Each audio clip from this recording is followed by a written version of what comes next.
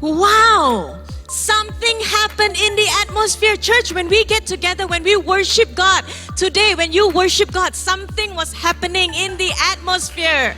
And when we take that act of action, move on the word of God, something will happen in the atmosphere. Enough of sitting back.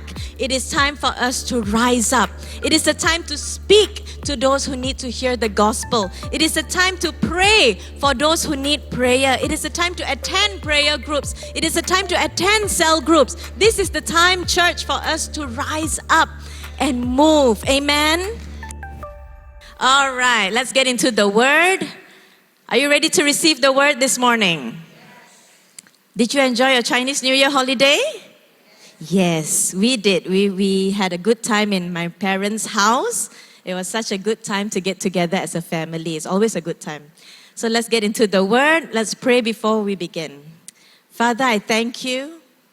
I thank you that you are still speaking to us this very day.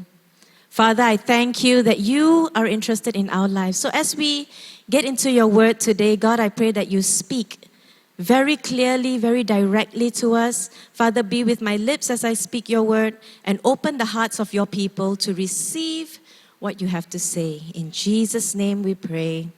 Amen. Amen. The title of my message today is His Word Matters. His word matters. God's word matters. John 1:1 says, in the beginning was the Word, and the Word was with God, and the Word was God. Amen? The Word was God. So the Bible is God's word to us. Did everybody bring a Bible, a physical Bible with you this morning? Cikgu Joanna sudah masuk ke dalam rumah ini. Okay, everybody got your Bibles? Yes. So the Word of God is so important, and sometimes we take the Word of God for granted. We don't read the Word enough. We don't spend time doing devotion enough. But it is so important. When we read the Word of God, it is alive. It speaks to us. How does it speak to us? Through the revelation of the Holy Spirit. When we open the Word of God, maybe one week something speaks out to us. And then the next week we read the same verse and something else stands out to us. Why? Because it is the Word of God. It is alive and active. It is also the #1 bestseller in the Guinness World Book of Records. All right? How is that possible? Because it is the Word of God. All right? No one can doubt that. So, but God also speaks to us through the Holy Spirit. And sometimes we may obey the voice of God, the Holy Spirit. Sometimes we may disregard it. Has God spoken to you in such a still small voice that you're like, that was God? Yeah? There was times, I'm sure, that God spoke to you in a certain way and you didn't even know it was God. All right? I have an example. Recently we had the Orang Asli trip. And we had a few vans and some vehicles as well.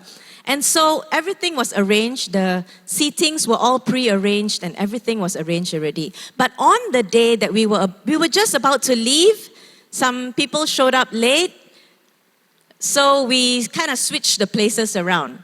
Now my car, I was driving one van, and my car was supposed to have all the teenagers with their guitars and instruments. And then Pastor Stephen's car had some other people. But because there was people who came late and all that, I said, okay, never mind. The teenagers, you guys go with Pastor Stephen, and other people come with me. And this one particular guy, I won't mention name, but he has a shun at the end of it. He was late. So I said, okay, you come in my car. Then he's like, I want to go with my brothers. He went to look, and then there was no space in the other car already, so he had to sit with us. So it was just him and ladies in my car. And then we went. Okay, we went. We had to make a few stops. I won't mention why we had to make a few stops again because of Mr. Sean. But anyway, so we had to make a few stops. And then we were already running late. Okay? But suddenly, my back right tire blew. All right? And then we quickly pulled over. Now, the miracle is this. I was driving in the middle lane even though we were running late. I could have been driving in the fast lane, speeding away because we're late already. We must be there on time. Somehow I'm the organizer. I have to be there first. But I was driving in the middle lane. That's the first miracle. Second miracle is We stopped at the fork of Slim River. It was just at the fork. We stopped at the emergency lane there. Okay? Third miracle is the police peronda, the bantuan. They came not even 5 minutes after we pulled over. And they came, they got out, they fixed my tire for me, and then they said, just call the tire shop at Slim River, we will change for you. They did everything for us. We just were there. They did everything for us. God provided. And we had one man, a grown man in the car with us, not teenagers who didn't know what to do. So God prepared everything. So the worship team could start. The activities could go on without us because everything was already prepared. Now, did I hear the voice of God saying, Joanna, do this, drive slowly because your car tire will burst. Don't go and put all the teenagers into... No, I didn't hear God say all that, but God speaks to us in a still small voice. Sometimes we don't even know it is God speaking. Was it by coincidence? No, it was God providing. Another example is this. My niece, Jada Grace, she is no longer in her old school, but suddenly she just said, Mommy, I want to call my friend. So random, this particular friend she wants to call. So her mommy said, oh, okay, let's video call her. And then they called her, and guess what? This girl was in the hospital. That was God prompting her to make that move. Now, if God can prompt a little 7-year-old to make that call for her friend, don't you think God can speak to us as well? God is alive and He is so interested in us. So when God speaks to us, when God speaks to you, don't doubt. So my number one point today is believe the word. And the story will be taken from 1 Kings 17 verse 7 to 16. If you have your Bibles with you, turn to 1 Kings 17 verse 7 to 16. I won't go through the whole story, but if you can read the story there, it's about Elijah meeting the woman, the widow at Zarephath. And what happened was there was drought in the land. So God was taking care of Elijah, the brook of water, and then the ravens came and fed Elijah every day. You know that story. Now the brook had dried up, the ravens stopped coming, and God said to Elijah, now go to this town called Zarephath, and there you will meet a woman, a widow. I've already told the widow that she is to give you food. So Elijah goes. When he gets there, he sees this woman picking up sticks, and he knows that is the woman. He goes to her and he says, can you please give me some water? She says, okay. And then he says, can you give me some food? And she goes, I only have a bit of flour, a bit of oil. I'm going to make this bread, and then me and my son are going to die. That is her answer. And then Elijah said, don't be afraid. And then he says, do as I say. And she did it. When she obeyed and when she did it, she saw the miracle of God providing every day. So, number one, believe the word. Don't doubt. Don't doubt what God has already spoken to you. God has already given you promises in the past. Don't doubt what has happened. Now, we don't know when God actually spoke to her. We see in verse 9, it says, God already directed the widow to supply you with food. Right? So actually, God already spoke to her. But she was like, I only have this and this left, and that's it. But she actually already heard from God. Now, we don't know when God spoke to her. Hello? We don't know if it would have been years before the drought even happened. We don't know if it had been weeks before. So we don't know the whole situation. But we know this. She had this much left. She only had a little bit left. She was at her last bit and then she's done. She doesn't know what to do after this. I'm going to die, she said. We may be like that widow. We have received promises from God in the past. God promised certain things, salvation for your family, healing for something, relationships not being mended. Different things you have in your heart, and the hopes that you have. Now God is saying, don't doubt what I have already spoken. Amen? So this woman was at her last hope. She was at the last hope. God, I don't know if I can. I don't know what is going to happen next. God, I'm just, you told me this years ago though. Why now? Why now when I have nothing left? But God is still a God who fulfills promises. God is a God that fulfills promises. Amen? Are you awake this morning? I'm going to get louder if you're not awake. God says, I promise to never leave you nor forsake you. Amen. God is a God that promises you salvation. He promises restoration. He promises healings. Amen. This is our God. Now imagine being this woman. She didn't have a husband. She was poor. She had a responsibility of a mother. And then God says there's a prophet coming. Give him food. She's a widow. She may have been thinking, God, my neighbor, every day I see in this drought now, they still got swimming pool. Every day jumping in the pool, and I am suffering here. Why not send to that person? Why me, God? You may feel like that. God, why me? I am at my last hope. I am such a sinner. I have done so many things in my life. God, don't choose me lah. I cannot speak to the person. I cannot share the gospel. I cannot. God, go to the other person. Don't count on me.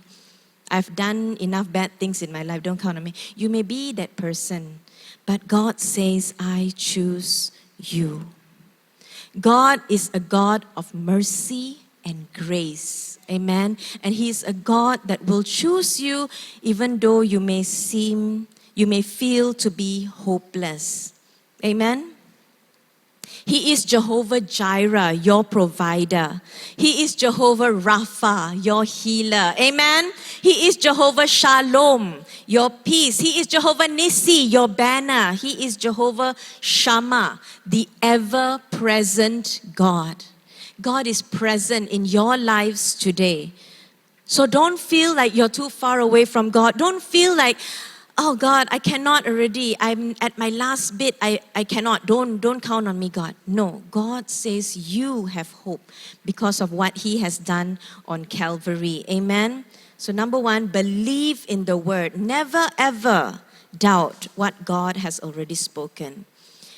Trust in the Lord. Proverbs 3 verse 5 says, trust in the Lord with all your heart and lean not on your own understanding. Trust in the Lord. Remember beginning we said John 1:1, the Word was with God and the Word was God. So trust in the Lord, trust in the Word. Trust in the Word. Read the Word. Read it. Pastor David always says, read the Word until it becomes what? A blur on the page. Read it. Read it because this Word is so important to us. When was the last time you took out the Bible and you read? The Word of God. The Word of God is so important. So trust in the Word with all your heart and lean not on your own understanding. Amen. Amen. Number 2, move on the Word. Move on the Word. Verse 13 and then verse 15, it says, don't be afraid. Elijah told her, don't be afraid. And then it goes on to saying, she went away and she did. She went away and she did. Move on the word. Obey the voice of God and do it. This is a call of action. This is a call of overcoming uncertainties in your life, overcoming fear, overcoming insecurities, overcoming doubt. This is a call of action, and she was asked to give the last bit of her food. She had to release something. It was a call of action. She had to go and make the bread. And as a woman who's making her last bit of bread, can you imagine how she would have felt? This is my last bit. And she's making it not for her and her son, but for this man who God told her to feed. And as she's making the bread, as she's baking it, Probably tears streaming down her eyes. God, what is this? What am I doing? God, is it the right call for me? Did I hear you right? And as she's making it and she serves it, she goes to bed. The next day she wakes up and there is flour and oil for her. Amen? And then she makes a next batch. She goes to bed, she wakes up, there is oil and flour. And she does it again and again and again. And the Lord provides every single day because she took action. She obeyed the voice of the Lord. Amen? Amen. Are you excited? I mean, when I was preparing this, I prepared it for the Tamil section. And then after that, I prepared for this service. And then God continued to speak to me. So I'm speaking more than Tamil section time, right? I mean, Tamil section time was already like, wow. And then when I was preparing for this, I was like, woo. I'm walking on the treadmill and preparing, and I get more and more excited because God is speaking. Amen? God is calling us to take action, to do something. Grace Church Shah Alam. It is not the time to sit back anymore. It is the time to move forward. Amen? Yes, wonderful. So good to hear your voices. So she did it. She did it. She took action. Recently we had prayer and fasting in church. And it was right after Christmas. And then it was a call from pastor. Pastor is the one who said, we're going to do prayer and fasting. So usually when it's our decision to do prayer and fasting, it's different. But when somebody else asks us to do, it's different. I don't know if it's just for me, but it's like that for me. All right, so it was like, oh, prayer and fasting. But just finished Christmas. That means our stomach all expand already, you know. Correct or not? Hello? Huh? Our stomach all expand with all the mutton, turkey, what. Wow, all the dessert. So prayer and fasting is hard, May. Very hard. And if you all know Pastor Stephen and I, we love to eat. All right? Morning we wake up, we'll go for our super kitchen chili pan mee. Then after that, we will eat nice Indian food, rice and curry. Second roundabout in Kota Kemuning got very nice rice and curry there. And then after that, we will eat lah. We love to eat, all right? Nighttime also, we eat. We love to eat. So prayer and fasting, after our stomach expanded, very hard. But we did it. We did it. And so many of you did it as well, right? You all came here and we prayed every night, and we can see the difference in the atmosphere already. We can see something happening, and it's so exciting because we take that step of obedience. Just that step of obedience, and we can see breakthroughs start happening in our lives, in those around us, and it is still continuing to happen. Amen? So continue to pray, continue to seek God. Now in December, my phone number was on the website of Grace Church Shah Alam. So a Pakistani woman messaged me and she asked me for milk. She said, my children have no more milk. Oh, my heart. Because I'm a mother myself, right? But December is a very expensive month, right? Because children are starting school, we got a lot of expenses. So December is tough. But this woman asked for milk. And so I was like, should we not? I didn't tell anyone at the time because we didn't know her personally, so I didn't tell anybody. But I told my husband. And then Pastor Stephen said, just give. We don't have much, but we have more than her. Just give. So, okay lah, we bought rice, chicken, etc. and gave her. Now, we didn't tell anybody. I didn't tell my parents. I didn't tell my sisters. We didn't tell anyone. I only told my children because I wanted them to know that it is good to bless the poor. That Sunday, I did it on Tuesday. That Sunday, you wouldn't believe it. Pastor Stephen came to me and he said, someone has blessed us with a love offering. Hey, give God glory. Why are you all so scared? Give God glory. God provided. Okay? God provided. I saw we don't have enough. I must hold on. But God provided when we release the act of obedience. I wasn't obeying God because I didn't even ask God. God will definitely say give, right? I asked my husband, I thought he will sokong me, but he sokong God. And he said, give. And so we give. And when we give, God will provide. Everybody say, God will provide. God will provide. When you take that step of obedience, God will provide. And I'm not talking about just financial. I'm not just talking about financially God will provide. I'm talking about your every need. Think about a need that you have today. God will provide that need. Amen? He will supply all your needs according to His riches and glory in Christ Jesus. Amen. In Acts 16, we read the story of Paul and Silas. Paul and Silas were in prison because they were beaten badly. Why were they beaten badly? For sharing about God, for spreading the news about Jesus. They were beaten badly and then they were thrown in a dungeon. So imagine these two guys who were serving God so enthusiastically. Now they are in prison, badly beaten. If you watch movies, you will know how when people are beaten, blue, black, and scratches and torn up clothes and everything. Imagine with me, and they are in pain, down in the deepest dungeon. If you read Acts 16, verse 16 to 40, you will see they were deep down in the dungeon. And in the deepest, darkest dungeon, they started to worship. And a call of action. They worship. They sang hymns to God. And the Bible says all the other prisoners were quiet and were listening. Because there was something that was changing in the atmosphere. When you take that step of obedience and take that act, the act of praying, the act of worshiping, things will start to change in the atmosphere. An earthquake happened. The Bible says their chains broke. The prison doors flew open. What earthquake do you know that chains can break? Think about it. Chains don't automatically break. The roof maybe would fall down around them, but where got doors fly open in an earthquake? Where got chains break? I imagine angels came down, kicked those doors, I wish I was wearing pants now, kicked those doors open and took some samurai swords and slashed the, hey, y'all don't lah, so violent. Slash the chains lah. Who said slash the people? Oh my goodness. Slash the chains. The chains broke.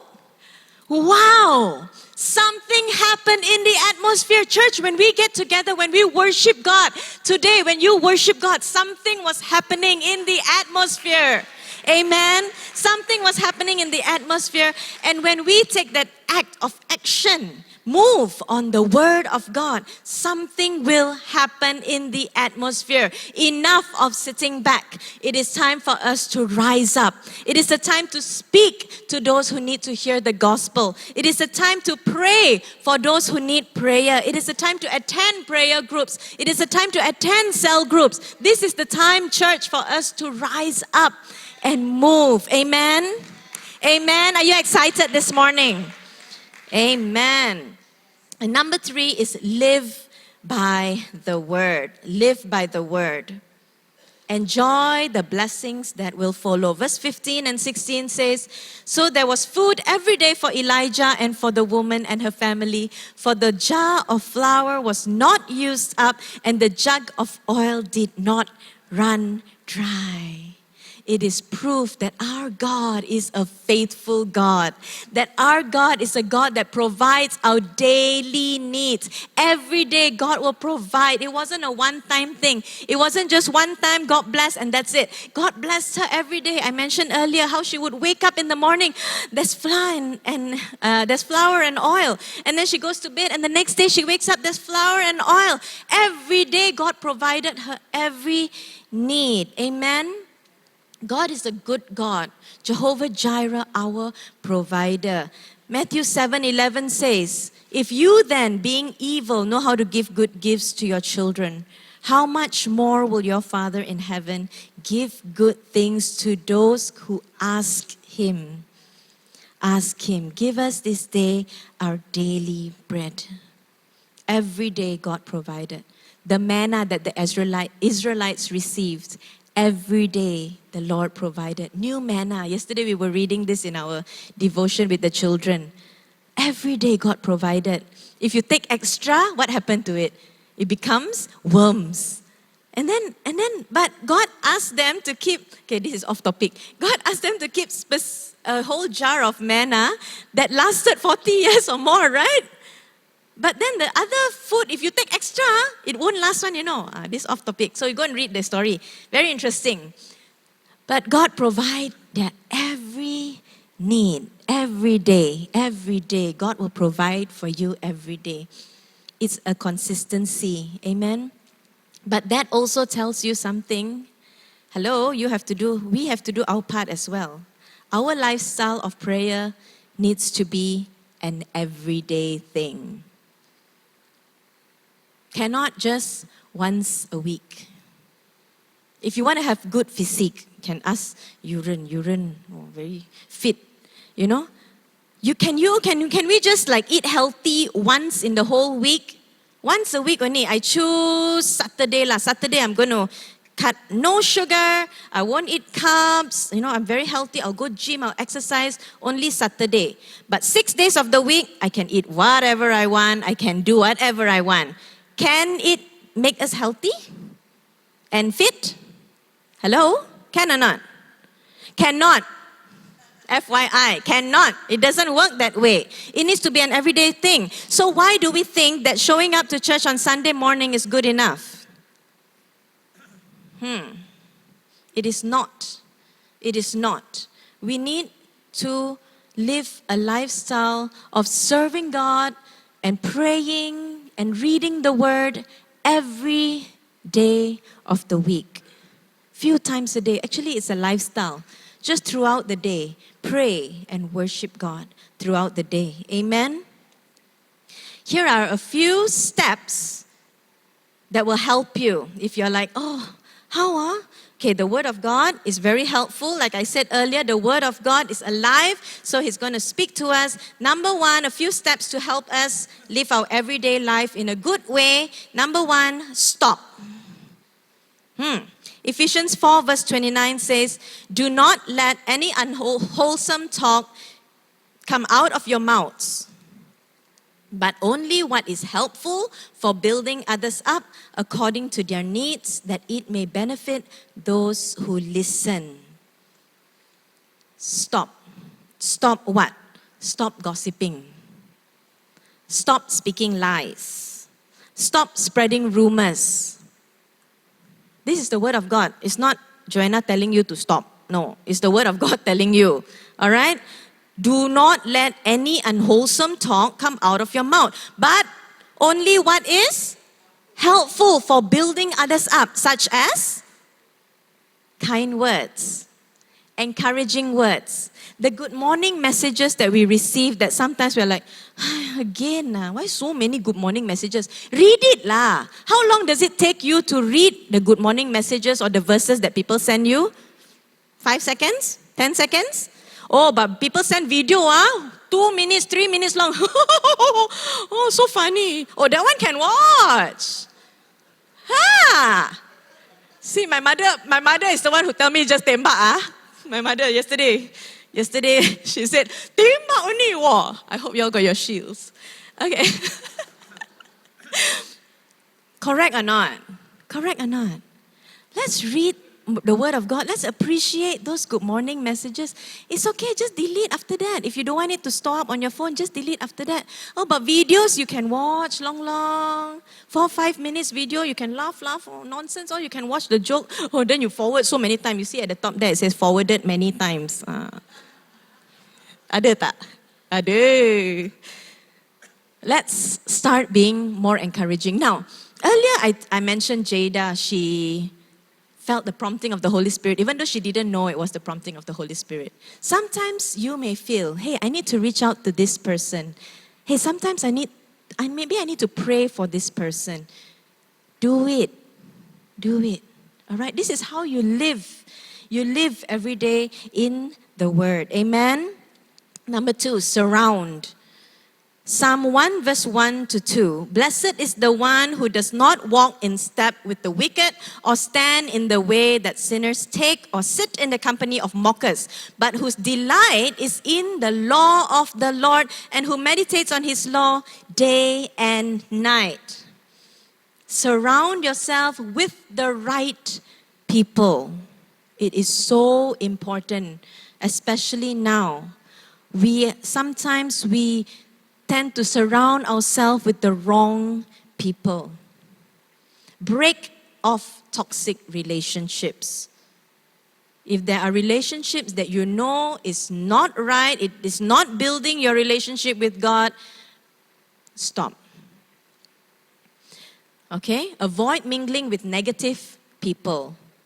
Or you know one who's negative. After you spend an hour with them, you're so exhausted because you spend time with the wrong people.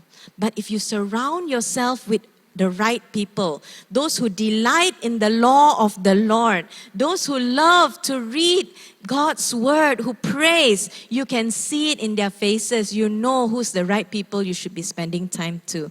The same energy or the same place of worship. Yeah? Amen? Number 3, I hope you all are being blessed today. Number 3, separate. So stop, surround, and separate. Separate. 1 Timothy 4 verse 12 says, don't let anyone look down on you because you are young, but set an example for the believers in speech, in conduct, in love, in faith, and in purity. Be different. Separate yourself from the world. Early 2000s, there was a song, I'm an alien from planet worship. Born on this earth so I can worship you. Something like that. There was a song like that. See, we are called to be different from the world. Sometimes we may think, oh, my child, if they don't get phone, if they don't spend time on all these gadgets, they'll be different. They'll be very weird. They'll be very different. It's good to be different, you know. It's good to be different. You really want your child to be okay with calling they, them, and all that for a he and she person?